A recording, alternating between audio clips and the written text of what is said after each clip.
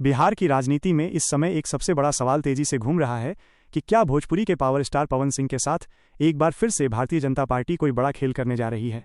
पटना की सबसे वीवीआईपी और हॉट सीट मानी जाने वाली बांकीपुर विधानसभा सीट पर होने वाले उपचुनाव को लेकर राजनीति के गलियारों में सरगर्मियां बेहद तेज हो चुकी हैं। एक तरफ जहां प्रशांत किशोर की पार्टी जनसुराज के सामने बीजेपी किसी बड़े चेहरे को उतारने की रणनीति बना रही है, वहीं दूसरी तरफ सबसे बड़ा पैंच इस बात पर फंसा है कि क्या बीजेपी इस बार पवन सिंह को सच में चुनाव लड़ने का मौका देगी या फिर उन्हें एक बार फिर से राजनीतिक रूप से सिर्फ आश्वासन का लॉलीपॉप थमा दिया जाएगा। बांकीपुर का ये पूरा मामला अब एक ऐसी राजनीतिक लड़ाई में बदल चुका है जहां दावेदारी, जातीय समीकरण और पार्टी के अंदरूनी मतभेदों ने इस पूरे चुनाव को बेहद दिलचस्प और उलझा हुआ बना दिया है। पटना की बांकीपुर विधानसभा सीट पर इस समय बिहार ही नहीं बल्कि पूरे देश की राजनीतिक पार्टियों की नजरें टिकी हुई हैं। ये सीट नितिन नवीन के राज्यसभा जाने के बाद खाली हुई है, जिस वजह से यहां उपचुनाव होना तय हुआ है। अगर बांकीपुर विधानसभा सीट के इतिहास को देखा जाए तो साल 2010 से लेकर 2025 तक यहां लगातार भारतीय जनता पार्टी का कब्जा रहा है और नितिन नवीन यहां से लगातार विधायक बनते रहे हैं। ये सीट बीजेपी का एक ऐसा मजबूत किला माना जाता है जिसे भेदना किसी भी विपक्षी दल के लिए नामुमकिन साबित हुआ है। ऐसे में बीजेपी इस मजबूत किले को किसी भी हाल में खोना नहीं चाहती और यही वजह है कि यहां से उम्मीदवार के नाम को लेकर माथापच्ची बेहद गंभीर हो गई है। इस समय राजनीतिक गलियारों में इस बात की सबसे ज्यादा चर्चा है कि प्रशांत किशोर की बढ़ती हुई सक्रियता और उनकी पार्टी के उम्मीदवार के सामने बीजेपी को एक ऐसे चेहरे की जरूरत है जो पूरे क्षेत्र में अपना एक अलग दबदबा रखता हो। ऐसे में पवन सिंह का नाम सबसे आगे चल रहा है। पवन सिंह के पक्ष में सबसे बड़ा तर्क ये दिया जा रहा है कि उनका बड़ा फैन बेस और युवाओं के बीच उनका जबरदस्त क्रेज प्रशांत किशोर के किसी भी उम्मीदवार पर भारी पड़ सकता है। पवन सिंह की फैन फॉलोइंग का दबदबा राजनीति के मैदान में वोट बदलने की ताकत रखता है। इस बात को बीजेपी के अंदर के लोग भी अच्छे से समझते हैं। इसके साथ ही कुछ समय पहले पवन सिंह ने नितिन नवीन से मुलाकात भी की थी, जिसके बाद ये खबर आई कि नितिन नवीन ने उनके नाम पर अपनी सहमति जता दी है। पवन सिंह की बीजेपी के प्रति वफादारी का इतिहास भी काफी पुराना रहा है। वो साल 2014 से ही लगातार बीजेपी के साथ जुड़े रहे हैं और उन्होंने हर चुनाव में पार्टी के लिए जमकर प्रचार किया है।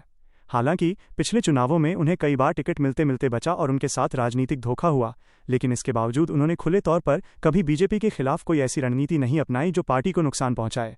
मनोज तिवारी जैसे बड़े नेताओं ने भी कई मंचों से कहा था कि बीजेपी पवन सिंह के लिए कुछ बड़ा सोच रही है और जहां भी वो फिट बैठेंगे उन्हें भेजा जाएगा। ऐसे में पवन सिंह के समर्थक ये उम्मीद लगाए बैठे हैं कि इस बार उन्हें बांकीपुर से टिकट मिलना लगभग तय है। लेकिन राजनीति जितनी सीधी दिखती है उतनी होती नहीं है।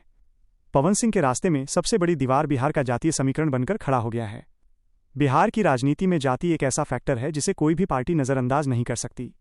बांकीपुर विधानसभा सीट पर सबसे बड़ा दबदबा कायस्थ समाज का माना जाता है और नितिन नवीन भी इसी समाज से आते हैं, जबकि पवन सिंह राजपूत समाज से ताल्लुक रखते हैं। अगर बीजेपी यहां से किसी दूसरे समाज के उम्मीदवार या पवन सिंह को उतारती है तो बांकीपुर के परंपरागत कायस्थ वोटर बीजेपी से नाराज हो सकते हैं।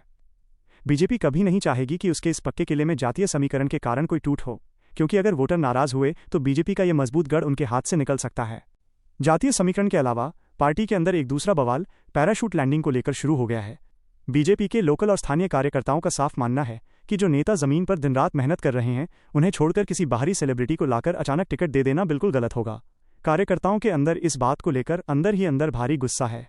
बांकीपुर सीट पर दावेदारी के लिए संजय मयूख का नाम भी बेहद तेजी से उभरकर सामने आया है।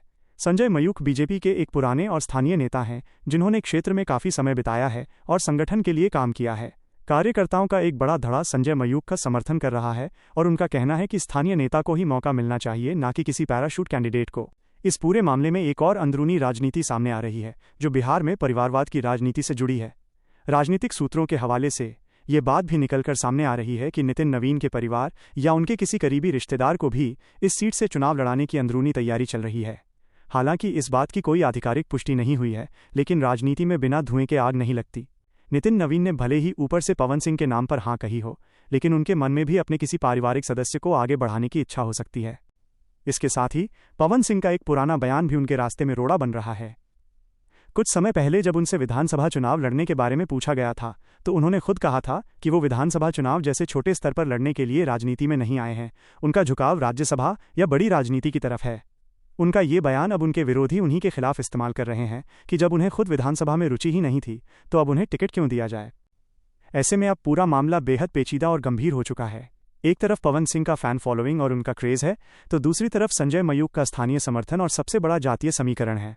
बीजेपी के अंदर इस समय उम्मीदवारी को लेकर घमासान मचा हुआ है और अभी तक कोई भी आधिकारिक फैसला नहीं लिया गया है। अगर समीकरणों को देखा जाए तो पलड़ा इस समय दोनों तरफ बराबर बनता दिख रहा है, जहां स्थानीय संगठन और जातीय पकड़ संजय मयूख को मजबूती दे रही है, वहीं युवाओं का जोश और प्रशांत किशोर को टक्कर देने की रणनीति पवन सिंह के पक्ष में जाती है।